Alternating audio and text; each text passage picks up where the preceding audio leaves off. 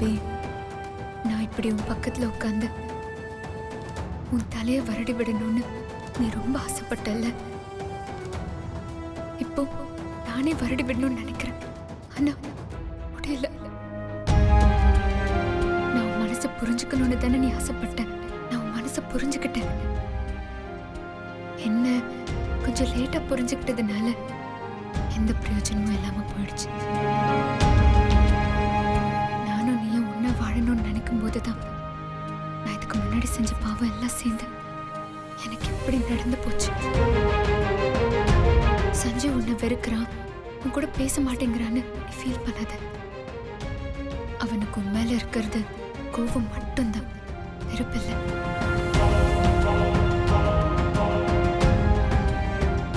அவன் வாயில இருந்து வர வார்த்தை எதுவுமே அவன் மனசுல இருந்து வர வார்த்தை இல்லை. அவன் இன்னமும் மனசளவுல உன்னை லவ் பண்ணிட்டே தான் இருக்கான். கோபம் மட்டும்தான் இங்க நடக்கிற எல்லா பிரச்சனைக்கும் ஒரே காரணம். நான் உன் மேல கோபப்பட்டு உன்னை புரிஞ்சுக்காம விட்டேன். நீ எனக்காக மண்டபத்துல கோபப்பட்டு சஞ்சீவ் கிட்ட வார்த்தையை விட்டுட்டு, சஞ்சீவ் கோபத்துல அந்த வார்த்தையை புடிச்சுக்கிட்டு உன்னை ஏத்துக்காம இருக்கான். நீ கவலைப்படாத அபி, கூடிய சீக்கிரம் சஞ்சீவ் உன்னை புரிஞ்சுக்கிட்டு உன்னை மன்னிச்சு ஏத்துப்பான். நீங்க 2 பேரும் 100 வருஷம் சந்தோஷமா ஒத்துமையா வாழ்வீங்க.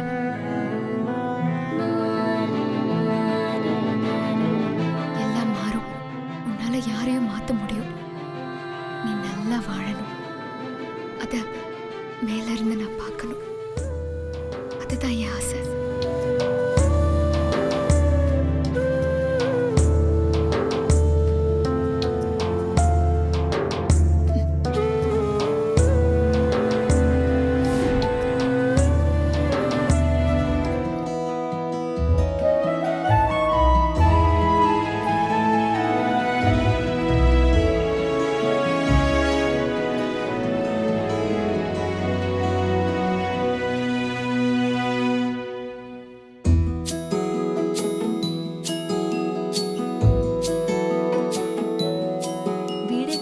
வாசனையா இருக்கு. சாமிக்கு பூஜையெல்லாம் வேற பண்ணிருக்காங்க. காலங்காத்தால யார் இத பண்ணிருப்பா?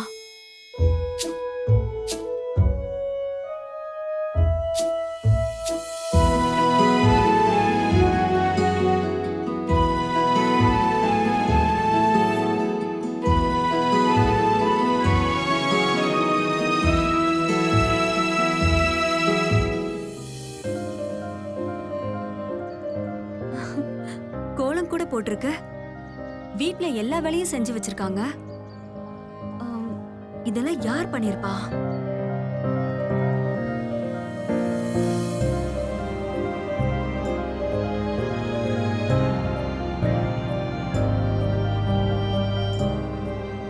ஒருவேளை அபியா இருக்குமோ?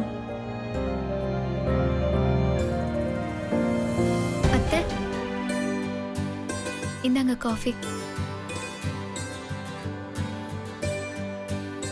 என்ன ஆசீர்வாதம் பண்ணுங்க அத்தை. அபி நல்லா இருமா, நல்லா இரு.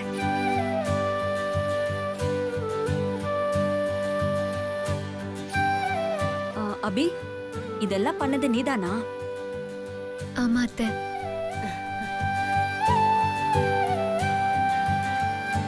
நினைச்சேன்.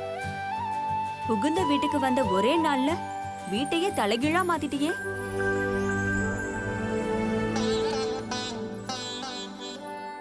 எனக்கு அப்புறம் பொறுப்பேத்துக்கிட்டு ஒரு மகாராணி மாதிரி இந்த வீட்டை பாத்துக்க போறது நீதான்னு சொல்லாம சொல்லிட்ட. வீட்டை கூட்டி பெருக்கி சாம்பிராணி போட்டுட்டா அவ இந்த வீட்டு மகாராணியா? எல்லா வேலையும் செய்யறவ இல்ல மகாராணி, அந்த வேலையெல்லாம் செய்ய வைக்கிறவதான் மகாராணி. இந்த வீட்டை பொறுத்த வரைக்கும் நான் தான் மகாராணி. அவ என்னைக்குமே எனக்கு சர்வீஸ் பண்ற வேலைக்காரி தான். சரி அபி, நான் போய் எல்லாருக்கும் காஃபி போடுறேன். அத்தை, நான் எல்லாருக்கும் காஃபி போட்டு வச்சுட்டேன் அத்தை. நீங்க போய் குடிச்சிட்டு வாங்க. நான் போய் எல்லாருக்கும் காஃபி கொடுத்துறேன். போற போக்க பார்த்தா மாமியாருக்கு எந்த வேலையும் வைக்க மாட்டேன்னு நினைக்கிறேன். ஆமா சமந்தி. என் பொண்ணு இருக்கிறப்போ நீங்க எப்படி வேலை செய்யலாம்? சம்பந்தி, நீங்க வேணா பாருங்க. இனிமே என் பொண்ணு உங்களை எந்த வேலையும் செய்ய விட மாட்டா. ஆமா அபி, நீதான் என்னைக்குமே எனக்கு செல்ல மருமக. மூத்த மருமக நான் இருக்கும்போது என்ன பாராட்டாம அபிய பாராட்டுறீங்களா? நீங்க சொல்லிட்டா அவ இந்த வீட்டு மருமகள் ஆயிடுவாளா? அத்த, அபி இந்த வீட்டு மருமக கிடையாது, சம்பளம் இல்லாத வேலைக்காரிதான்னு உங்களுக்கு நிரூபிச்சு காட்டுறேன். மாமா காஃபி. மாமா. ஓ, குளிச்சிட்டு இருக்காரு போல. மாமா காஃபி.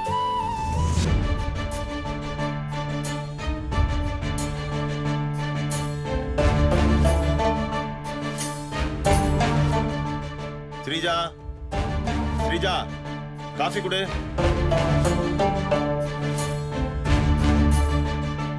எங்க அண்ணனுக்கு காஃபி கொடுத்து கவுக்க பாக்குறியா? ஓ, காஃபிக்கு பயங்கர ஆளா என் அண்ணன். எங்க அண்ணனை வச்சே உன்னை அசிங்கப்படுத்தி இந்த வீட்டை விட்டு விரட்டுறேன். ஸ்ரீஜா, என்ன பண்ற?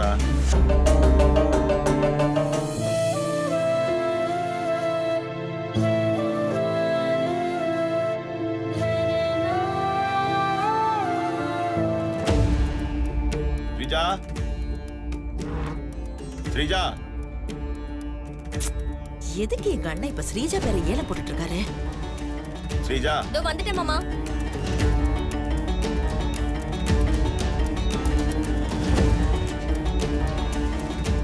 சொல்லுங்க மாமா.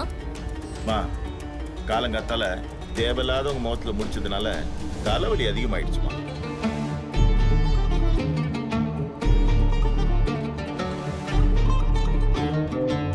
ஒரு நல்ல காஃபி போட்டு கொடுமா. என் மக காஃபி போடணுமா?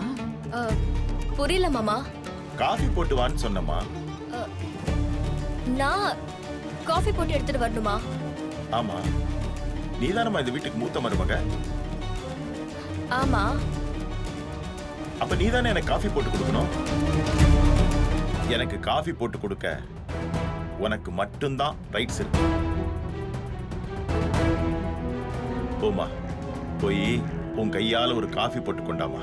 உங்களுக்கு நான் காஃபி போட்டு கொடுக்கணுமா? எல்லாம் எனக்கு தேவைதான்.